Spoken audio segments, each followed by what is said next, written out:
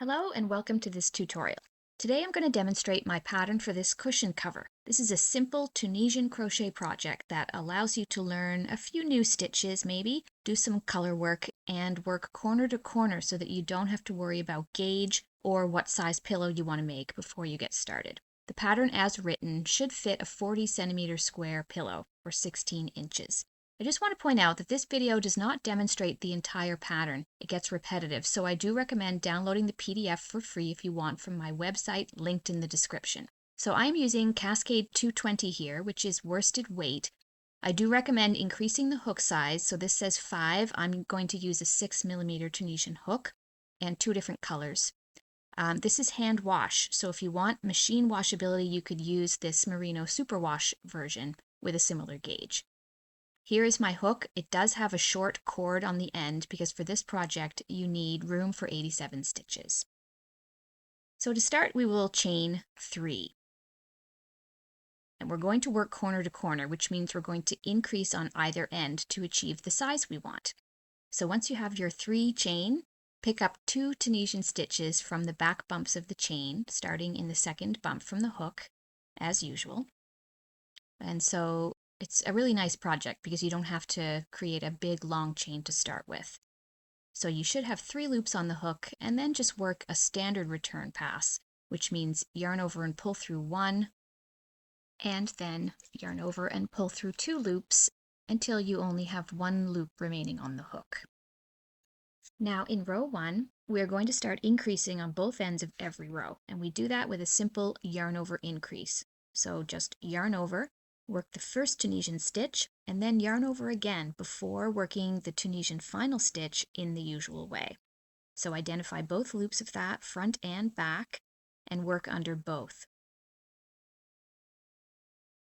Pull up a loop, and once you've done that, we should have 5 loops on the hook.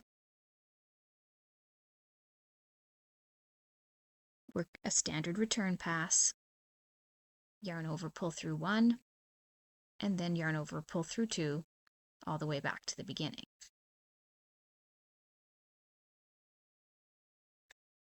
Now before we work row 2, I just want to show you how these new stitches created via yarn over look a little different than the usual Tunisian stitches. Here I'm going to get my hook behind the front of the first increased stitch, and then I'm going to snag the back loop. That's a rule of thumb for Tunisian crochet. If you're ever wondering whether something is your next stitch or if it's just part of the return pass chain or something else, just confirm that there's a front and a back loop to the stitch and that it runs through the return pass chain. So here I am grabbing that second increase at the end of the row and showing you just the front and back loops and that it runs through the return pass. And there's the Tunisian final stitch. So you'll get used to this very quickly, but those stitches do look a little different. Just make sure you don't skip them. So yarn over, and that's your increase. Find that first kind of weird recessed stitch that is your yarn over from the row before, and then you're going to work 1 normal stitch and then another yarn over there, and then you're going to work a yarn over and then work the Tunisian final stitch.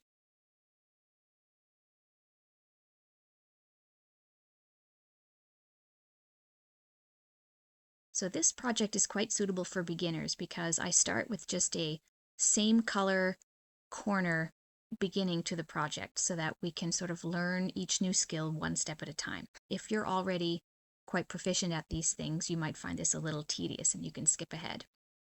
Our next row, row 3, will have 5 Tunisian stitches to work, in addition to your yarn overs and then the Tunisian final stitch.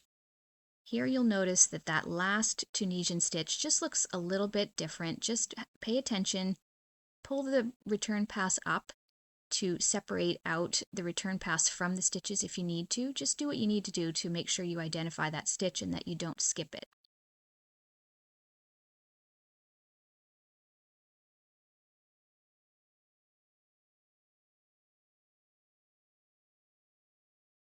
And row 4 will have 7 stitches to work.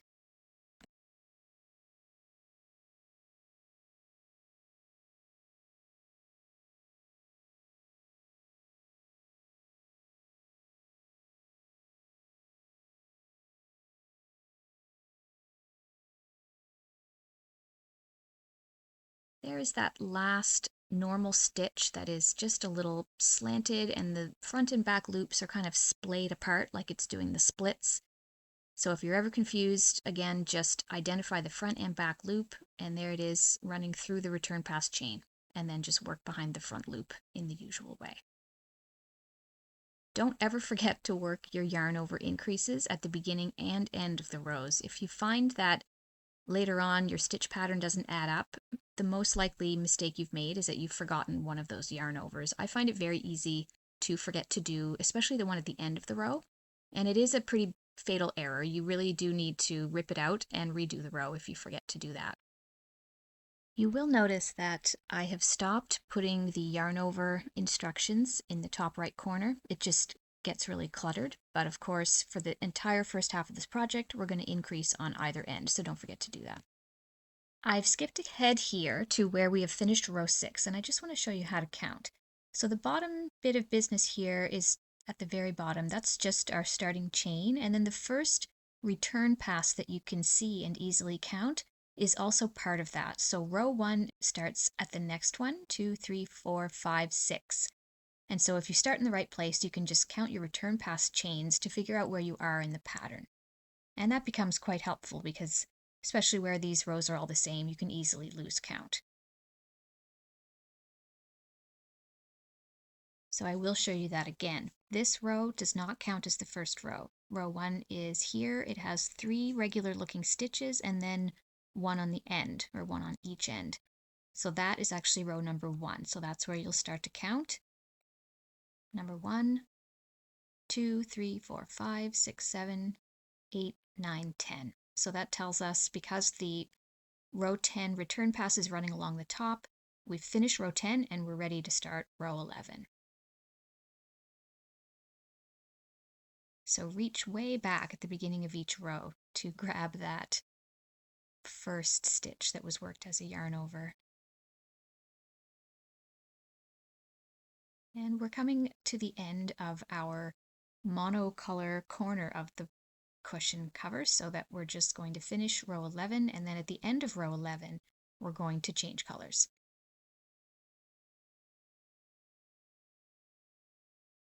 So if you've never done Tunisian color work before, we always change color at the end of the return pass. So instead of working all the way to the end of the return pass on row 11, we're going to work the return pass until we have 2 stitches left on the hook, and then we're just going to drop the current color, just sort of let it fall behind the work when we have 2 stitches left. Bring in your new color. This is color B for the sake of the written pattern, and just loop it around the hook and pull it through those last 2 loops to complete the return pass. And now you're ready to start with your new color. Row 12 is just a simple stitch row, so we're just going to work it the same as the others with a yarn over at the beginning of the end. And after that, we're going to start working in brick stitch. So brick stitch is the first of our two color patterns that we're going to be working. It's very simple and it involves the use of front post double crochets, which I will demonstrate. At the end of the return pass, just give the yarn tail a snug so that, because everything will be kind of loose, just drop color B, pick up color A from where it's residing at the back of the work, and just pull through the last 2 loops of the return pass to change colors back. And you're going to do that after every return pass for the majority of this project until we get to the other corner.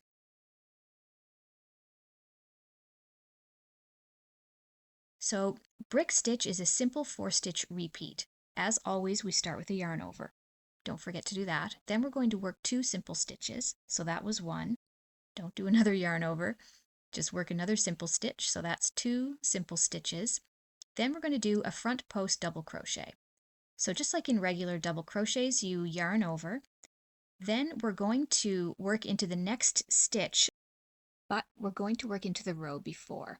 So just make sure that you do advance to the next stitch. Don't work into the stitch that we've already worked. It's easy to do that. Work into the next stitch, but 1 row before. So right there. So make sure you have your yarn over. Insert from right to left in the usual way. Yarn over, pull up a loop, So then we've pulled up a loop and we have our yarn over, and then yarn over and pull through both of those loops on the hook. So that is your front post double crochet. Now we're going to work 3 simple stitches. So just make sure you work into the next stitch and not the current one. So 3 simple stitches into each of the next 3 stitches, then another front post double crochet. So again, just make sure you don't work into the same stitch, work into the next stitch, but 1 row down. So you should be working into the same color, color A, when you work that. Then 3 simple stitches, and that's the repeat. So your front post double crochets are always separated by 3 simple stitches.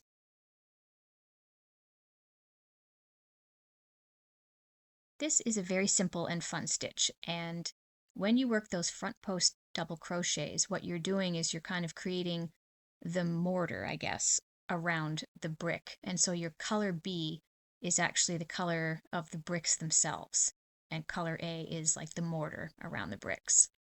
This looks really cool if you use a self-striping yarn as the background yarn, or color B. And I can show an example of where I've done that at the end.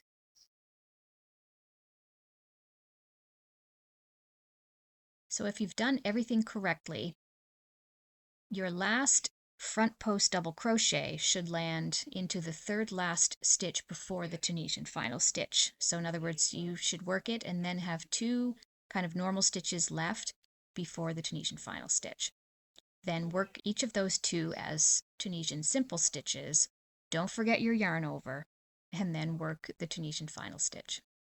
So that's it. And the return pass is worked the same as always. Pull through 1 and then pull through 2. There's nothing unusual about the return pass with this stitch pattern. And again, change colors at the end of the return pass after every single row. And then we're going to use color B to just work another row of simple stitch all the way across. Again, don't forget your yarn overs at the beginning and at the end.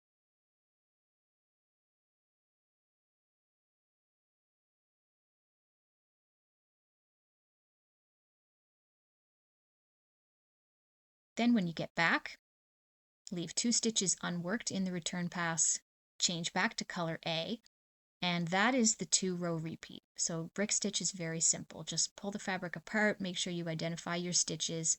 They'll be a little distorted because of the color changes now. And we're going to work that same row again.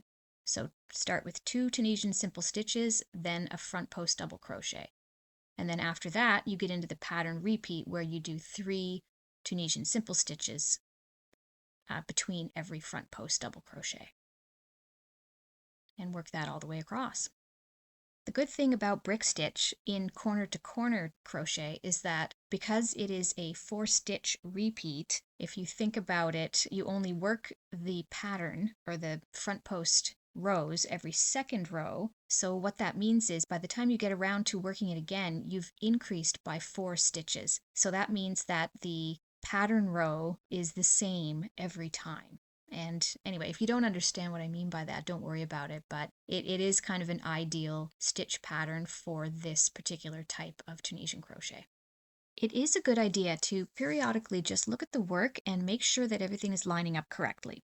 So what you can do is you can sort of identify your 3 simple stitches and make sure that they line up so that the front posts are exactly in the middle, so they're worked into the 2nd of those 3 simple stitches.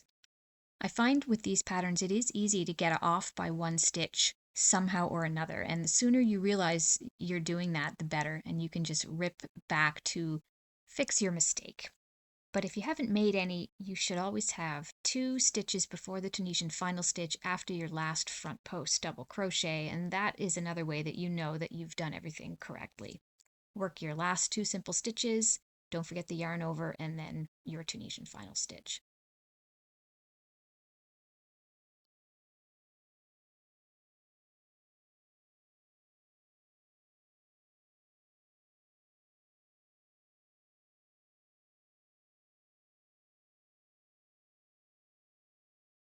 You'll notice I am starting to skip the majority of the return passes. They're always the same, and we always change color at the end. And whenever we're working in color B, we generally work Tunisian simple stitch all the way across. And so I will skip ahead on that as well. You don't need to see me do that another time.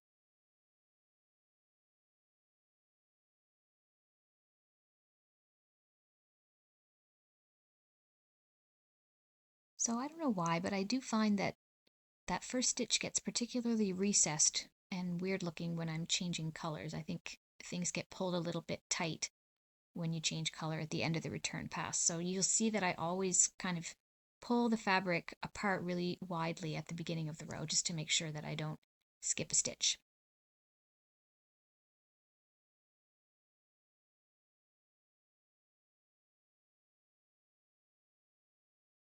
And make sure as you go along that simple stitch number 2, or the middle one, is always worked directly above the previous row's front post double crochet.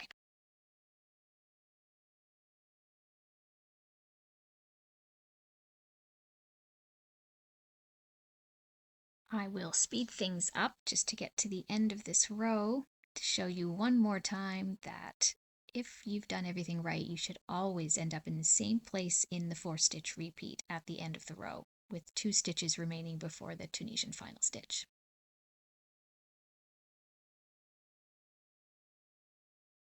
So just finishing up row 17, changing colors, and I am just going to show you what it looks like now. So we've completed 3 2-row repeats. So you can count those by just counting the very obvious rows that have the front posts in them. So we've completed 3. So now go ahead and complete 2 more rows of that pattern repeat. So now we have a total of 4 rows of front post double crochets and 4 rows of color B in between. And you can very easily count those in the fabric. So now we're ready to start our next stitch pattern, which is called wave stitch. So we're going to start with just a color B row that is just simple stitch all the way across, over and back.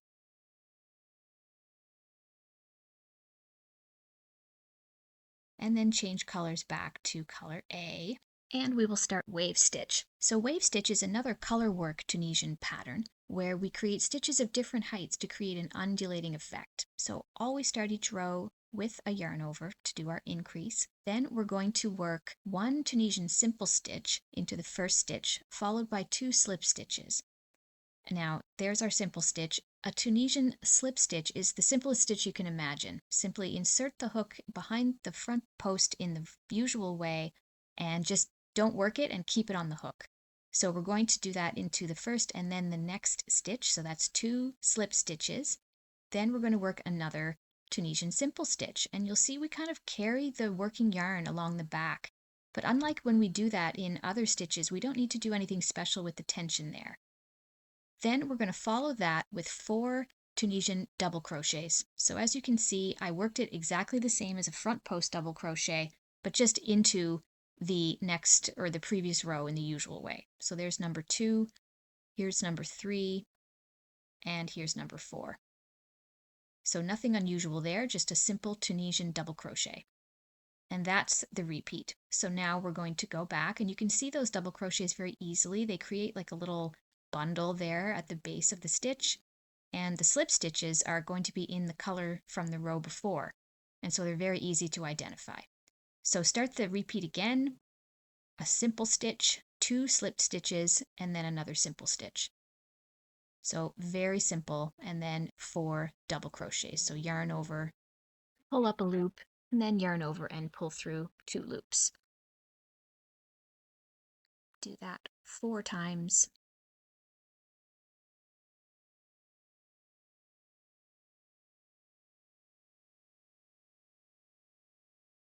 Just confirm that you have 4. They're very conspicuous. And then 1 Tunisian simple stitch, 2 Tunisian slip stitches, and 1 Tunisian simple stitch. So this 8-stitch pattern is kind of divided into 2 little motifs.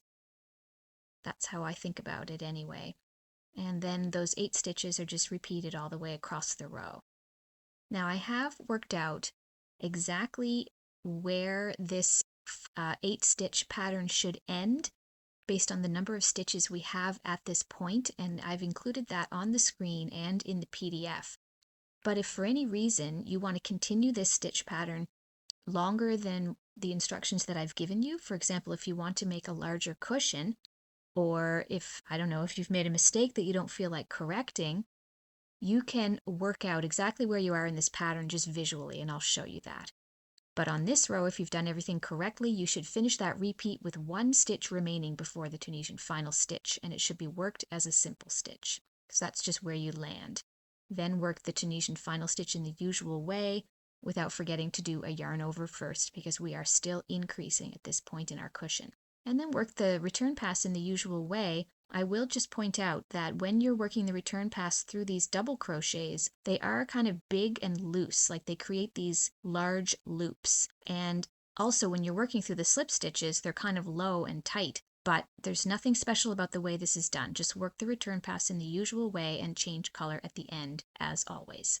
Now, just like with brick stitch, the even numbered rows of wave stitch are just worked in Tunisian simple stitch all the way across, and they should always be in color B. So still with our increases, just work Tunisian simple stitch all the way to the end. And when you encounter those slipped stitches, just work them as usual. Don't skip them. Don't do anything different, and then you will again find that these double crochet stitches are quite wide open and loose, but when we work the return pass through them, they will fill in and tighten up. So don't worry about that. It's not a tension issue. So all the way over and all the way back, and then change colors. So row 23 is the second row of our wave stitch pattern. So this one should start with a slip stitch and then a Tunisian simple stitch.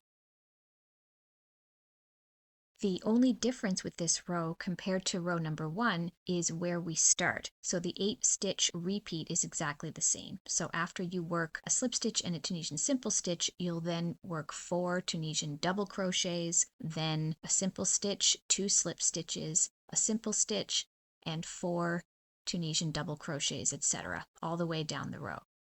And just like with brick stitch, you can always stop and assess where you are to make sure things are lining up. So your slip stitches should always occur at the apex of this little hill that is created by the double crochets. So the 2 slip stitches should line up with the central 2 double crochets, or double crochets 2 and 3. If you can force yourself to stop periodically and make sure that that's the case, it will save you a lot of hassle later by identifying your mistakes right away. And likewise, your 4 double crochets should be centered over the slip stitches, okay? So again, here we're putting in 2 slip stitches, and it's at the apex of our 4 double crochets from the previous pattern row. So that works out. You see they're in double crochets numbers 2 and 3. So perfectly centered over those 4 double crochets. And then our motif that has the 4 double crochets is centered over the 2 slip stitches from the previous pattern row.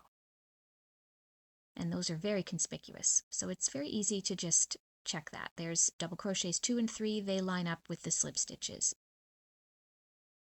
So if you kind of can see that in your own fabric, you really don't need the written pattern at this point. You can just continue with this stitch pattern and not really worry about the written instructions. So that way you can deviate in terms of size. You can work the entire cushion in wave stitch or brick stitch.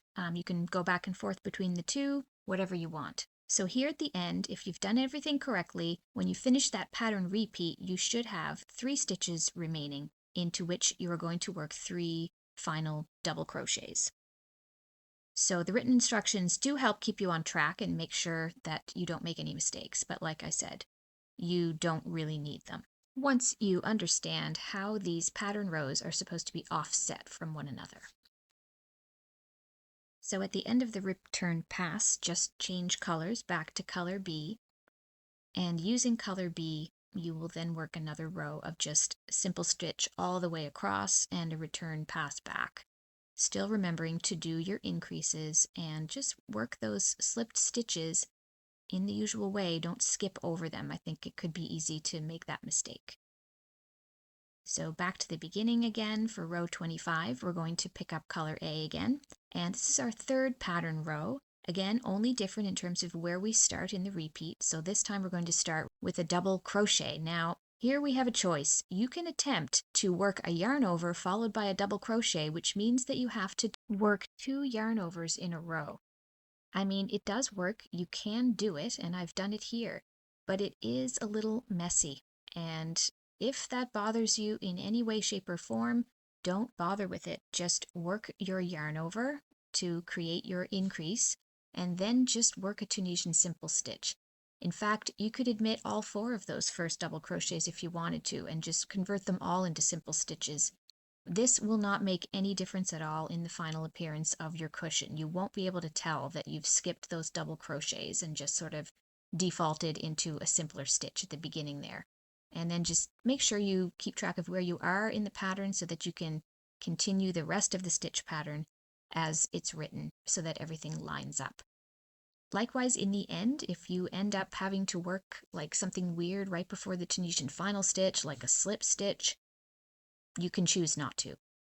Now in this case, we work until 1 stitch remains and it's just a Tunisian double crochet. I don't find that's a difficult thing to work right before the Tunisian final stitch, so I just do it as written. But if it bothers you in any way, just omit it, or I mean, don't omit it, convert it into a Tunisian simple stitch. So once again, row 26, an even row, is just Tunisian simple stitch all the way across.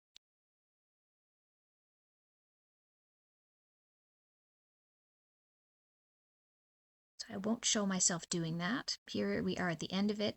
Return past finished, change color, and the final row of our 8-row repeat for wave stitch is as written. So we are again supposed to start with 2 Tunisian double crochets. This time I will work that first double crochet at the beginning. So I've got 2 yarn overs on my hook.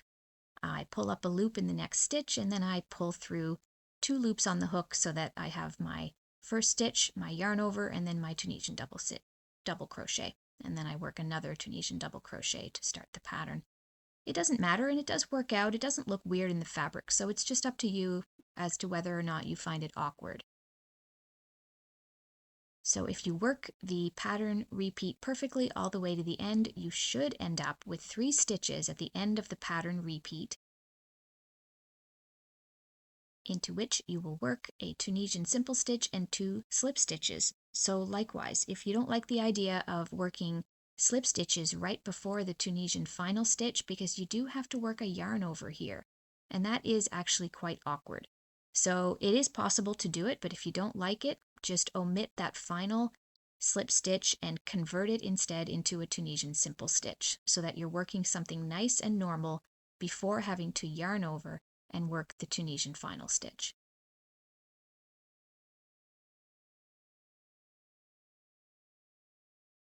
And then work the return pass as usual. And here at the beginning, like that is that yarn over that was worked consecutively with the other yarn over. It is kind of a mess. It's a really weird looking slanted stitch. So like I said, probably better off just working a simple stitch there instead of the Tunisian double to start the row. So this row is just Tunisian simple stitch all the way across and return pass back. So that completes our 8-row repeat for our wave stitch. And I want you to repeat that at least 1 more time.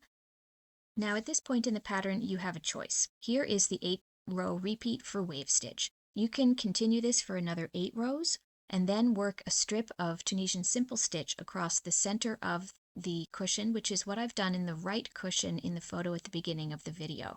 And the written instructions include instructions to do that, or you can complete 2 more complete iterations of wave stitch, okay? So either way, what I want you to do is continue working either in wave stitch or simple stitch, alternating colors with each row until you get to the end of row 44. And that is important if you want to be able to follow my pattern and have the exact same number of stitches that I have. You do need to start working decreases after row 44. I chose to change colors, and I thought that would make it easier for me to know where I was in the pattern afterwards as I was developing the pattern. You don't have to do that. So I've introduced a new color B here, and I'm going to show you row 45. This is where we have to start decreasing. So we're not going to do any more yarn overs. Instead, at the beginning of every row, we are going to work 2 stitches together. So we simply insert the hook under 2 stitches instead of only 1, yarn over, and work them both together. Then you just work the pattern as indicated for the remainder of the row. Now, what you choose to do there depends on what you did leading up to this point. So if you chose to just work in wave stitch all the way to row 44, then I recommend mirroring that, and so continuing in wave stitch now. And the pattern gives exact instructions for that. If you chose to do a strip of Tunisian simple stitch rows in the middle, then you can mirror that. Either way, work your stitch pattern all the way to the end, and then when you have 1 stitch remaining before the Tunisian final stitch, pick it up with your hook, so insert the hook behind it as usual, insert under both loops of the Tunisian final stitch like you always do, and then yarn over and pull through all 3 of those loops on the hook. So in that way, we will work the last normal stitch of each row together with the Tunisian final stitch, and then work the return pass as usual. So hopefully that makes sense, and I am going to show myself doing that a bunch more times because it creates a slightly different look on that end of the cushion.